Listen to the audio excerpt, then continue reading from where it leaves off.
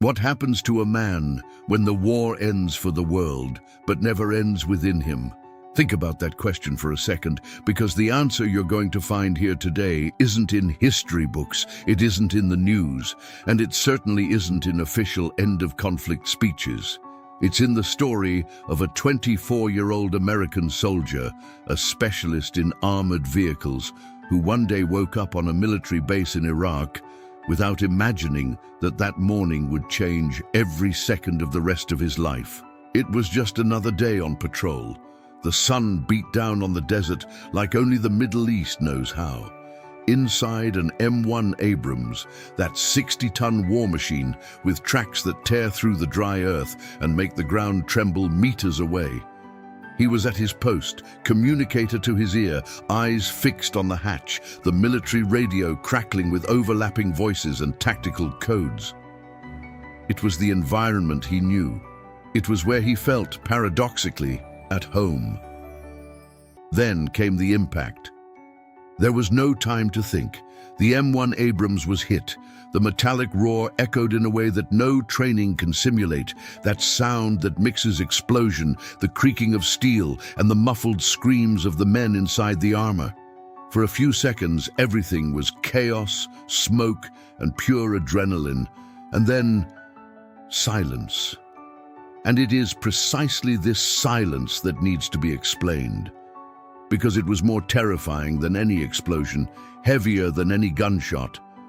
On a battlefield, noise means you're still alive. Silence sometimes means you no longer know for sure what it means to be alive. He survived. Physically, he got out of there. But something remained, trapped in that Iraqi desert, between the sand, the twisted steel, and the black smoke rising slowly against the open sky. Have you ever felt that? That feeling that a part of you stayed in a place your body has already left behind?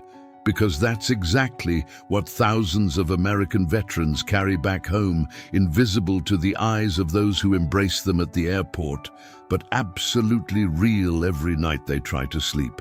What begins here is not just the story of a soldier, it's the story of a brutal, painful, and in a way you might not expect, surprisingly human transformation. What you're about to discover may surprise you, because the hardest battle this man ever fought didn't happen in Iraq. It wasn't inside any tank, it wasn't under enemy fire, it was inside his own head, in the early mornings in Ohio, at the family dinner table, in the silence of a dark room where the ghosts of war appear unannounced. Stay with me until the end, because this story goes far beyond the battlefield. And its next chapter begins well before the day of impact. It begins with a small-town boy who one day decided to serve his country without knowing the true price he would pay for that choice. But before we continue, I need to pause here with you for a moment, because stories like this don't reach people by chance. They do because someone decided they needed to be told. And because there are people like you who are here now, who understand that behind every uniform there is a complete human being with fears, scars, and a journey that goes far beyond what the eyes can see. If this topic resonates with you, if something you've heard so far has touched you deeply, leave a comment below about what resonated most with you. It could be a word, a memory, someone you know who went through something similar.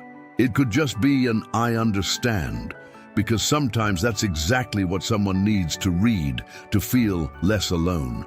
This space is yours, and every comment you leave transforms this section into a real community of real people who care about real stories.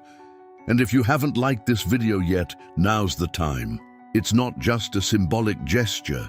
It tells the algorithm that this kind of content matters, that stories of veterans, of overcoming adversity, of pain transformed into purpose, deserve to reach more people. Each like is a vote for content that truly goes deep, without superficiality, without cheap sensationalism. If you're not yet subscribed to the channel, I invite you to do so now. Not because it's an obligation, but because if you've made it this far, you're probably the type of person who seeks more than just empty entertainment. You want to be moved. You want to understand the human being from the inside. You want stories that leave a mark. And that's exactly what this channel exists to deliver every week without stopping. Your participation here is what makes this channel grow and reach more people with this type of content. Every subscriber, every like, every comment is the fuel that keeps this flame burning. And when this story reaches more people, it might reach, who knows, the right person, the one who needs to hear this today, who is in the dark trying to find a way out, who needs to know that transformation is possible even when everything seems lost. So thank you for being here. Really. Now, back to the story. Because what happened after that young soldier set foot on American soil is something that many people see from the outside and think they understand, but they don't understand it at all. His family was there, the flags were there, the embrace was there, and yet something was completely out of place, as if he had returned with his body but left his soul suspended somewhere between the Iraqi desert and Columbus Airport. And in the days that followed, that abyss only grew. He grew up in a small town in rural Ohio, the kind of place where everyone knows each other by name, where the houses have wooden porches and the children ride their bikes until nightfall without their parents worrying. One of those towns that seem to exist outside of time, where values are simple, roots are deep, and a sense of duty is passed down from generation to generation as if it were a family inheritance, because, in a way, that's exactly what it is. His father had served, his grandfather too. It wasn't explicit pressure, nothing anyone said aloud at the dinner table. It was something in the air, in the way his father kept his military service photos in a wooden box at the back of the closet, in the way he spoke of his fellow soldiers with a respect the young man had never seen his father show to anyone else. It was a silent language, and he learned to speak it even before he understood what it truly meant. At 19, he made the decision. It wasn't impulsive. It wasn't hasty. It was one of those decisions you carry inside you for too long. And when it finally comes out, it feels more like a relief than a choice. He showed up for recruitment one Tuesday morning, signed the papers with a firm hand, and went home, knowing that something had changed permanently. The journey had begun. Basic training was a revelation.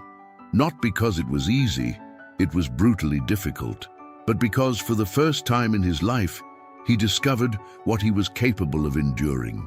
The early mornings waking up in the dark, the physical exercises pushed to the body's limit, the orders shouted inches from his face, the sleep deprivation used as a testing tool. Everything that seemed impossible on the first day became routine, and the routine became his identity. Something transformative was happening there beneath all that pressure, a man being molded from within, layer by layer, like steel being tempered in fire.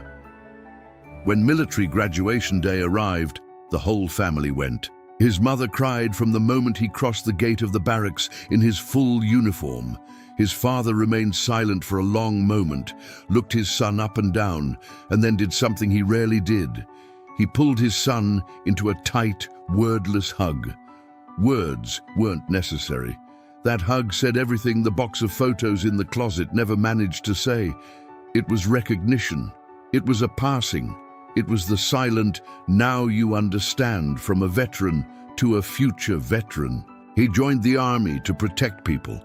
That was the simplest and deepest truth that resided within him. It wasn't naivete. He knew there would be danger. He knew there would be sacrifice. But there was a clarity of purpose that few 19-year-olds can articulate, and he possessed that clarity in a way that impressed even the most experienced instructors. He was the kind of soldier others wanted by their side, committed, focused, reliable. But nobody, absolutely nobody, was prepared for what would come next. Because there's a huge difference between intellectually knowing that war is difficult and being inside an armored compartment while the world explodes around you. And that difference no amount of training in the world can eliminate, no simulation, no manual, no conversation with experienced veterans. Real war has a taste that only those who have been through it recognize, and he was about to taste that for the first time. Specialization in armored vehicles came naturally. He had an instinctive mechanical talent, the ability to understand machines almost intuitively. The M1 Abrams became an extension of his body. 60 tons of steel, a turbocharged engine, composite armor capable of absorbing impacts that would destroy anything less robust. Inside that war monster, he felt paradoxically safe. The steel was his armor. The crew was his family. The mission was his compass. The deployment to Iraq took place on an autumn afternoon. The airport was full of families with that characteristic mixture of pride and terror in their eyes, that smile that tries to be brave but trembles at the edges. He hugged his mother, squeezed his father's hand in a way that lasted longer than usual, and walked toward the boarding gate without looking back. Not because I didn't feel the weight of that moment, but because I knew that if I looked back, I would stay. Now, I want to delve even deeper into this subject because what happened when that plane landed in the Middle East is the kind of thing that changes a human being's chemistry in ways that science is still trying to fully understand.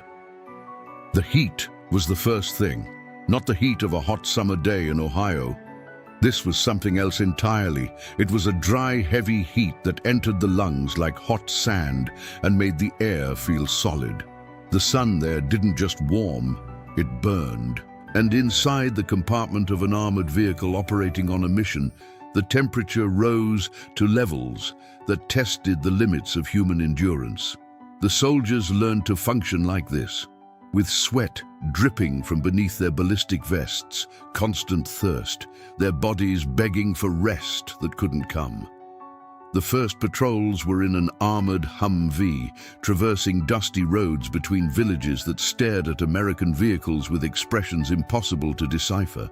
There were reconnaissance missions, checkpoint checks, escorting supply convoys. The routine, if it can be called that, was a constant mix of extreme boredom and high alert. Hours and hours of tense calm, interrupted by seconds of pure adrenaline that left the heart racing for a while after everything returned to silence. Over time, more complex operations followed. Tactical formations with M2 Bradleys, infantry fighting vehicles that carried troops and had significant firepower. He learned to read the terrain from inside a hatch, to identify road anomalies that could indicate improvised devices, to communicate positions and threats using codes and terminology that became second nature. A soldier's brain in combat operates at a different frequency than civilian life. Every detail is catalogued, every shadow is assessed, every sound is classified as a threat or non-threat in a fraction of a second. Fellow soldiers became more than just colleagues. Under such conditions, the bonds that form are of a depth that most people will never experience in civilian life. You share physical space, fear, the dark humor that emerges as a release valve, the photographs of home that everyone carried in their pockets. You learn each other's nervous tics. You know who prays silently before each mission, who jokes when scared, who stays quiet when the tension mounts. These are bonds forged in a forge that doesn't exist anywhere else. And then, inevitably, came the losses. There is a hidden truth about war that films rarely manage to capture honestly. It's not just the visual spectacle of explosions or the adrenaline of gunfights. It's the silent weight that accumulates afterward. A comrade's empty helmet, the silence on the radio where there was once a familiar voice, the empty chair at the mess hall table that no one sits in for days because it feels wrong, like a betrayal of the emptiness it represents. Each loss was etched into him like an additional layer of something that didn't yet have a name, but which kept accumulating weight. The U.S. Department of Defense has extensively documented the psychological impact of combat missions. More than 30% of veterans who serve in active conflict zones return with some level of serious psychological trauma. But these numbers, however, impactful, failed to capture what truly happens within a human being when repeatedly exposed to life-threatening situations, the loss of comrades and the responsibility of decisions with irreversible consequences. The numbers say 30%, but no number can describe what the eyes have seen. No statistic carries the weight of what remains etched in the memory of a combat soldier. He was on his 11th mission when the M1 Abrams was hit. The sequence of events unfolded at a speed that defies linear narrative. There was a planned route, constant communication with the operations center, and an established tactical formation. And then there was an explosion that came from an unexpected angle, striking the vehicle's hull with a force that turned everything inside the compartment into instant chaos. The impact threw the crew members. Loose equipment became projectiles within the sealed steel. The radio crackled on a distorted frequency and then went silent. He left. Physically, he left. With scrapes, with ringing in his ears that would last for weeks, with a contusion that would make his head throb for a long time afterward. But he got out. Two of his companions inside the vehicle weren't so lucky, and that detail, that specific detail, settled inside him in a way that no field doctor could treat, because there was no cure for what it would do to his mind in the weeks, months, and years that followed. The question that begins to consume survivors in such situations has no satisfactory logical answer, but that doesn't stop it from appearing repeatedly, at any time, day or night. Why me? Why did I leave, and they didn't? What did I do differently? What would I have changed? What could I have done? Survivor guilt is a documented and studied psychological phenomenon for decades. But understanding the mechanism doesn't make it any less devastating for those who experience it firsthand. It's like knowing the name of the storm and still being swept away by it. The return to the United States happened months later, at the end of the deployment. The plane landed at a military base, and from there, the bureaucratic demobilization process took place. The medical evaluations, the forms, everything was very efficient, very organized, very focused on the physical and logistical aspects. And then, in a moment that seems almost surreal in retrospect, a soldier who had been in an active combat zone for months simply takes a commercial flight home. It's a transition that happens too fast for the nervous system to keep up. One day, you're on high alert in hostile territory, and a few days later, you're in a supermarket aisle in Columbus, Ohio, trying to decide between two types of cereal.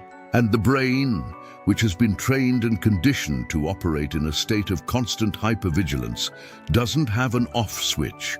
There's no voice command you can give your own nervous system saying that you're safe now, that you can relax, that the war is over. Because for the nervous system of a combat soldier, the war is not over. It has simply changed location. The family was at Columbus Airport with flags and handmade signs. Mum ran to hug him even before he finished crossing the arrivals area. Dad was there with his usual restrained expression, but with eyes shining in a way he had never seen before. There were cousins, there were neighbors, there were people he barely recognized, but who were clearly part of the network of affection that awaited his return. He smiled. He hugged everyone. He said he was okay, but the eyes did not smile. There's a difference that those close to him sometimes notice but can't name, and that the soldiers themselves rarely manage to articulate. The smile was there, but it didn't reach his eyes. It was as if there were an invisible glass between him and the world around him, a millimeter of distance that in practice functioned as an abyss. He was physically present, answered questions, laughed at the right times, ate the dinner that his family had prepared with such care. But a part of him was still somewhere between the Iraqi desert and that dining room in Ohio, unable to complete the crossing. The family thought the worst was over. They were profoundly, completely wrong. The first few weeks were marked by a superficial normalcy that functioned as a collective illusion. Everyone needed this to be the beginning of recovery, so everyone convinced themselves that it was. He slept poorly, but everyone knew that soldiers need time to readjust. He was quiet in social situations, but everyone understood that it was a lot to process. There was a reassuring narrative available for every worrying behavior, and the family clung to these narratives because the alternative was too frightening to face head-on. Then the episodes began. A car braking suddenly on the street outside threw him instinctively onto the kitchen floor, his heart racing and his hands searching for a gun that was no longer there. The noise of fireworks on a July weekend made him run out of the house through the back door, unable to explain why, not even to himself. The nightmares came with brutal regularity, not the vague, symbolic nightmares most people have, but complete sensory relivings with smell, sound, temperature that woke him drenched in sweat with his heart in his throat, unable for a few terrifying seconds to distinguish between dream and reality. This has a name.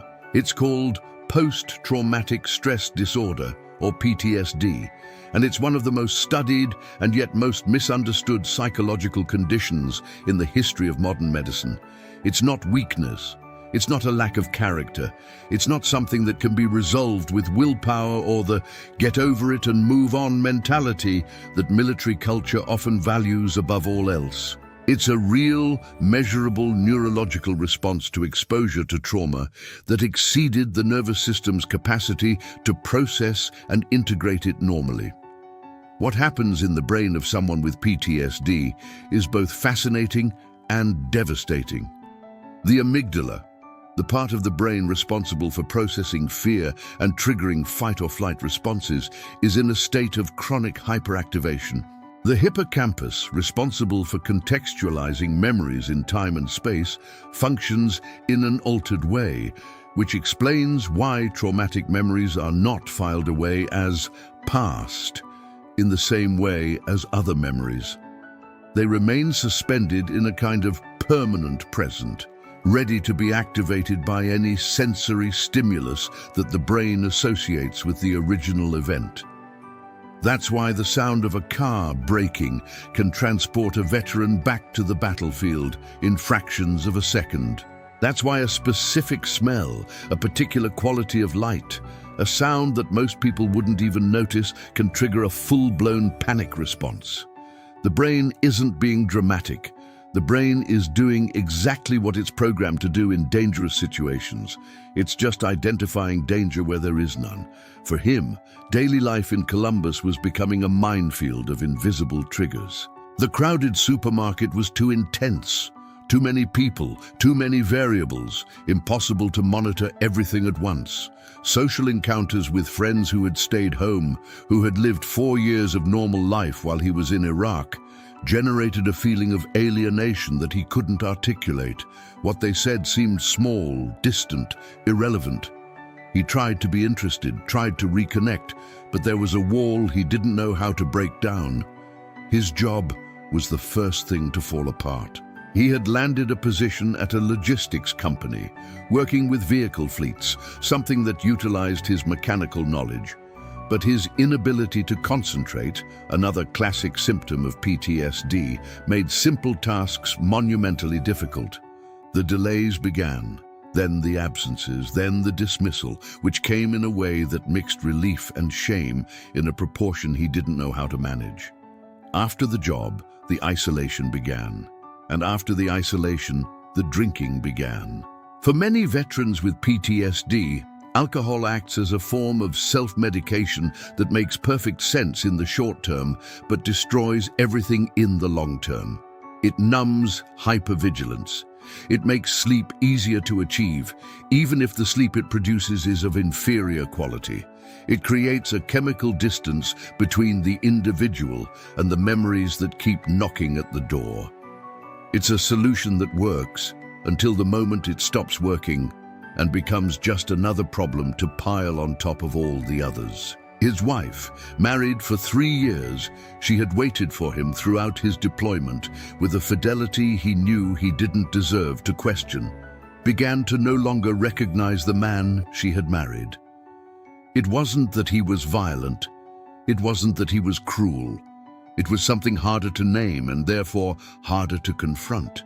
He had disappeared.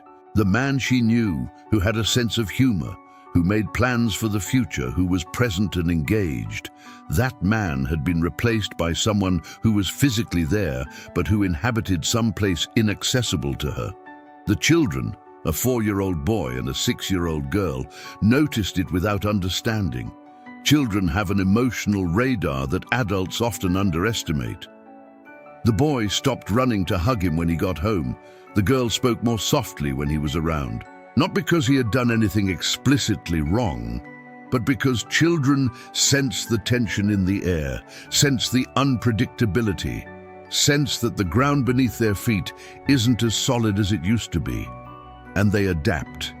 And this silent adaptation was, for him, one of the most painful things of all. Columbus, which should have been the safest place in the world, had become a prison without bars. A prison he himself had built around himself, brick by brick, each brick made of an untreated episode, a conversation not had, help not sought. In the United States, on average, 22 veterans take their own lives every day. 22 per day. It's a number that needs to be repeated because it tends to be absorbed too quickly, processed as statistics and forgotten. But each unit of that number was a person with a story like that, with a family, with children, with a father who had a box of photos in the closet. He was becoming that number, slowly, silently, without anyone around him being able to clearly see the precipice he was walking towards. There were nights when he would sit on the back porch of the house at 3 in the morning, with the starry Ohio sky above him and a bottle beside him, thinking about things that healthy people don't think about. Not dramatically, not with immediate decision, but with that profound exhaustion of someone who has carried too much weight for too long and begins, dangerously, to consider the possibility of simply stopping. Sometimes, surviving war is far harder than fighting in it. And that's not a metaphor.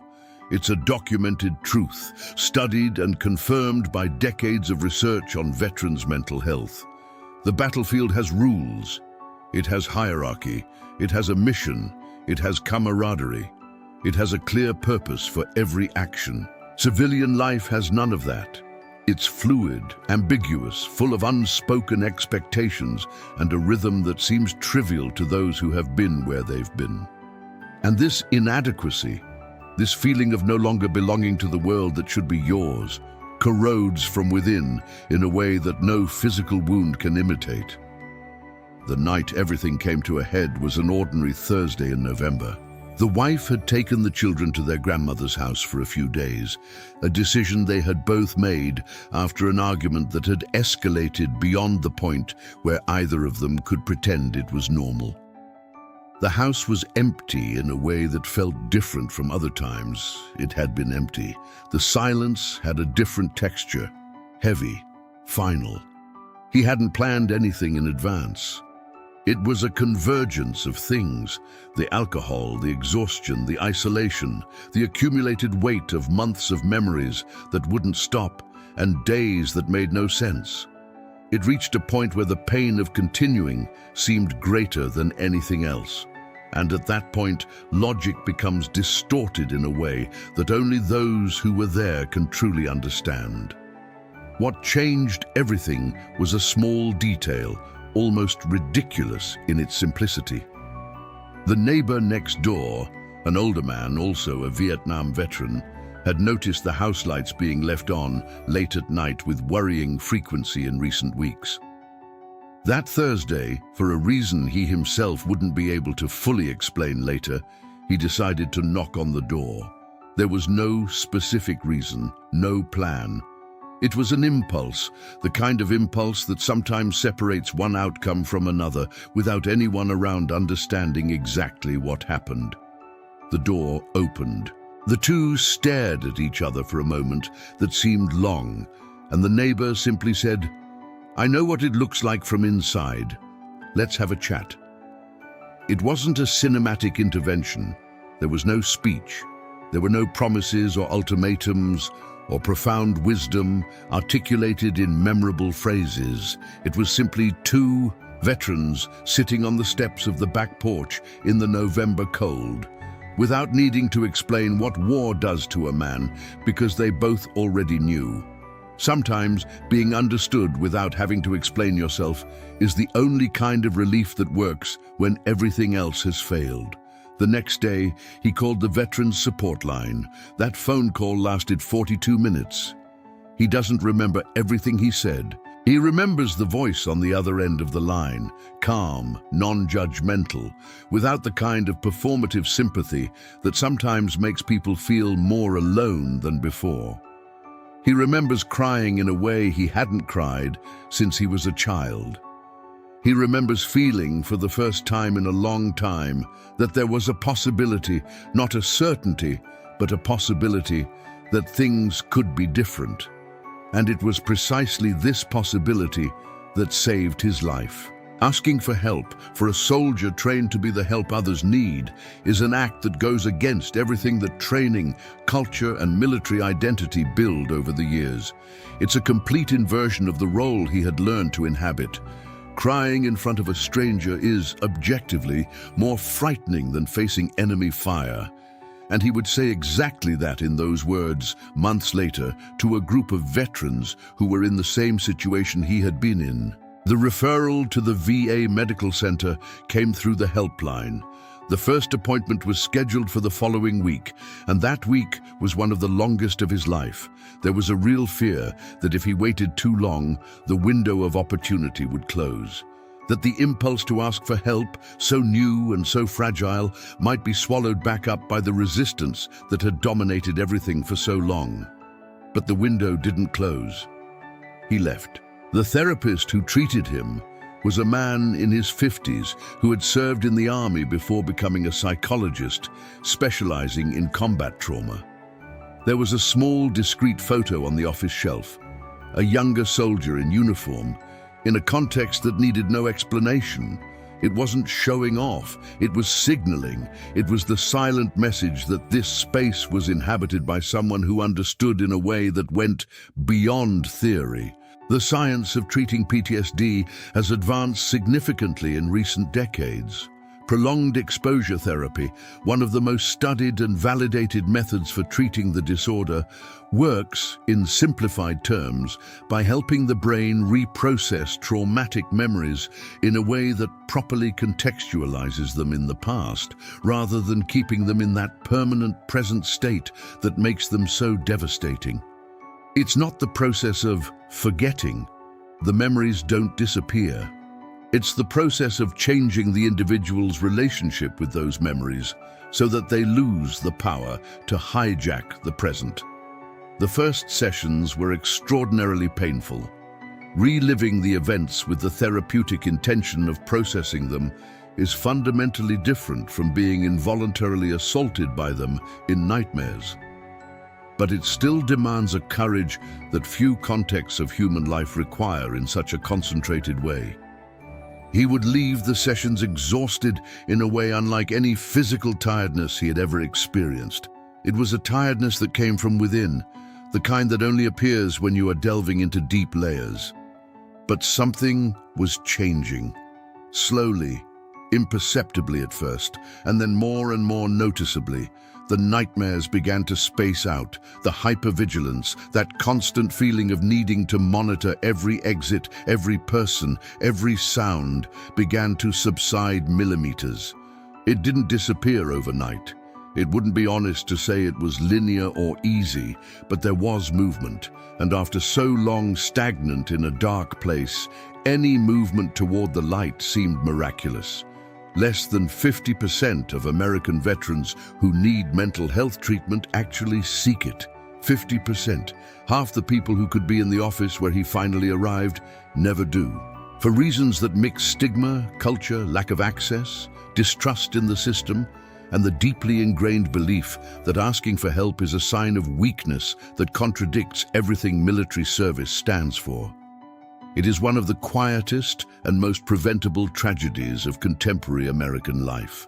He was part of the 50% who made it, And that distinction, he would later learn, meant everything.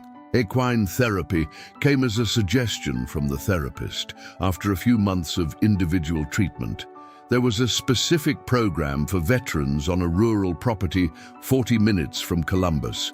Horses as a therapeutic tool, working with animals as a way to reconnect the nervous system with experiences of presence, trust, and non-verbal communication. For someone whose brain had been trained to distrust, to keep their distance, to function in alert mode, the idea of building a trusting relationship with a 500-pound animal was simultaneously absurd and somehow exactly the kind of challenge that made sense.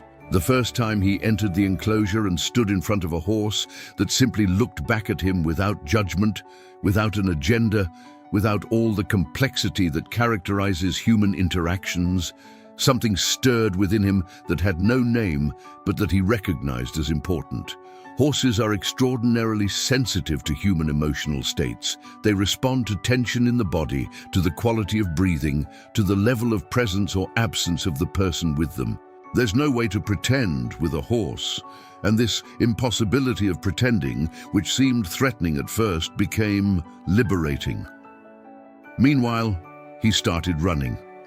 Not because someone had prescribed exercise, although the therapist had certainly mentioned the benefits of aerobic exercise for regulating the nervous system, but because one day, without planning, he left home at 5 in the morning, unable to sleep, and simply started running. And he ran for 40 minutes, which were, strangely, 40 minutes in which the noise inside his head was less than at any other time of day. His body in motion, demanding all his available attention.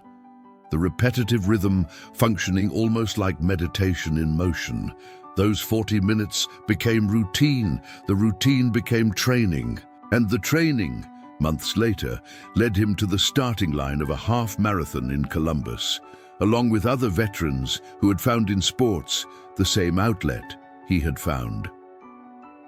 There was something deeply symbolic in using his own body, which had been an instrument of war, as an instrument of healing, in discovering that the same legs that had carried combat equipment across the Iraqi desert could also carry him across the asphalt of Ohio to a point that had previously seemed impossible. The relationship with the family began to rebuild gradually, with the shared awareness that the reconstruction would require time and work from everyone involved. The wife began joint therapy sessions. The children, with the sensitivity that childhood allows, noticed the changes even before any adult explicitly articulated them. The boy ran back to hug him at the door. The girl spoke again at a normal volume when he was in the room, small signs that for him were worth more than any measurable therapeutic milestone. And then came the decision that no one around had anticipated, but which, looking back, seemed the only logical conclusion to everything that had happened. He decided to become a veterans counselor. It wasn't an impulsive or romanticized decision. It was a decision that came from a conversation with his therapist, in a session where he had spoken about survivors' guilt, not just about the tank incident, but about the feeling of having arrived at treatment while so many others hadn't. There were men he had met in the service, fellow soldiers, who were in worse places than he had been and who hadn't found the door he had found. And the idea that his own experience, all that pain, that entire journey, could be transformed into a tool to help someone find that door had an appeal that went beyond logic. It was visceral, it was purpose, in a way he hadn't experienced since he put on the uniform. The training journey was long. He returned to university, something that had seemed impossible years before, given the difficulty concentrating that PTSD had caused. But the brain that had begun to reorganize itself through treatment was a different brain, more capable, more present. It wasn't perfect, it never would be, but it was functional in a way that had seemed permanently lost. He didn't forget the war. You never will. The memories remain as vivid as ever. What changed was the relationship with them, the ability to access them without being destroyed by them, to look at the past without being pulled back into it. It's a subtle but absolutely fundamental distinction. The transformation wasn't about erasing what happened. It was about learning to carry what happened in a way that left room for everything else that was yet to come. And what was to come was more than anything that boy from Ohio, who grew up listening to stories from his father in a small town, could have imagined when he signed his enlistment papers one Tuesday morning at the age of 19. Now I want to delve even deeper into this subject because the impact of what he built from that point goes far beyond a personal story of overcoming adversity. It goes beyond his own family, his own community, his own state. What happened when he decided to transform his pain into purpose has a dimension that touches on something fundamental about what human beings are capable of doing with the most difficult experiences of their lives, and about the kind of legacy that can be born precisely in the places where everything seemed lost. If you've made it this far, I want you to know one thing. It wasn't by chance. Not everyone stops what they're doing, sits down with a story like this, and stays until the end. Those who do are the kind of people who truly care about others, about the stories beneath the surface, about what happens when the camera turns off and real life goes on. And this channel exists precisely for that type of person. Every week there's new content here, stories of real transformation, of people who hit rock bottom and found a way out that nobody expected. If you want to continue receiving this type of content, subscribe to the channel and activate the bell, not out of obligation, but because you know, after everything that's been said here today, that this type of story deserves to be seen. If this video touched you, if at any point you recognized yourself or someone you know, or simply felt it was worth your time, leave a like. No explanation needed. It's just a simple gesture that says, I was here and this mattered to me. And in the comments, tell me, did you make it to the end?